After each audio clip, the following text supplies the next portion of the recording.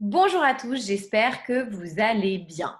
Alors aujourd'hui, je reviens avec la routine du matin pour les adultes. C'est-à-dire qu'en fait, à une époque, j'ai découvert le Miracle Morning. Ça a vraiment été une révélation pour moi et ça a vraiment changé ma vie de mère.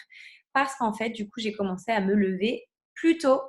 Et le fait de me lever plus tôt me permettait de prendre du temps pour moi. Alors c'est vrai qu'il y a une phase dans la maternité au tout début, quand on se réveille toutes les 2 heures, toutes les 3 heures la nuit, c'est pas forcément évident.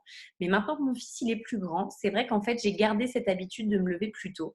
Alors je fais pas forcément la technique du Miracle Morning où il y a tout un tas d'étapes et de choses à faire, mais cependant j'essaie toujours d'avoir un quart d'heure minimum, voire un peu plus de battements pour avoir un temps pour moi. Ça peut être ou pour dessiner ou pour déjeuner, petit déjeuner tranquille, ou pour me réveiller tranquille pour pas avoir la tête encore tout endormie quand mon fils il se réveille parce que lui c'est tout de suite poum poum poum poum on y va, etc. Et du coup j'en parlais à une maman et elle me disait oui mais moi je me lève déjà à 5h45 parce que ma fille se lève à 6h.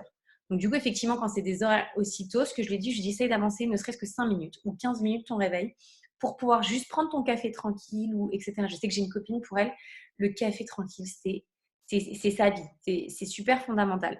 Donc du coup, je vous invite à mettre le réveil 15 minutes, une demi-heure, une heure plus tôt, selon ce que vous voulez faire. Parce que c'est vraiment intéressant. Et du coup, je sais que certaines étaient intéressées par le fait que le Miracle Morning, on pouvait l'appliquer au projet pro. Donc en fait, le Miracle Morning, pour ceux qui souhaiteraient en savoir plus, je vous invite à regarder la suite de la vidéo. En fait, on fait ce qu'on appelle les 7 heures. C'est un nombre d'activités à faire, donc le silence avec plus la méditation, etc. Les affirmations, la visualisation, l'exercice, donc ça va être le sport, un exercice physique, l'écriture et la lecture. Et du coup, il y en a qui accrochent pas forcément avec ça et du coup qui font.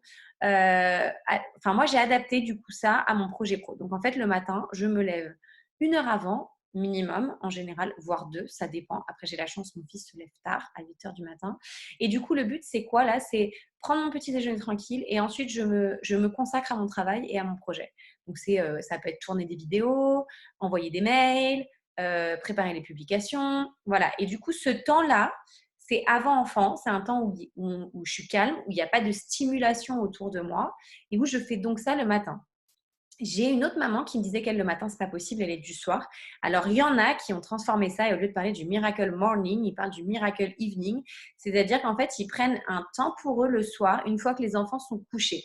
C'est une autre option, mais c'est vrai que moi, mon message, c'était plus par rapport au matin et je vois bien la différence entre le matin où je me suis pas levée avant et le matin où je me suis levée avant. Le matin où je me suis levée avant, je suis plus calme et j'ai plus de facilité à accompagner les routines qu'on doit faire pour aller à l'école que si j'ai pas eu ce moment-là. Est-ce que ça vous parle? Est-ce que vous le faites? Racontez-moi, je vous fais plein de bisous. Ciao!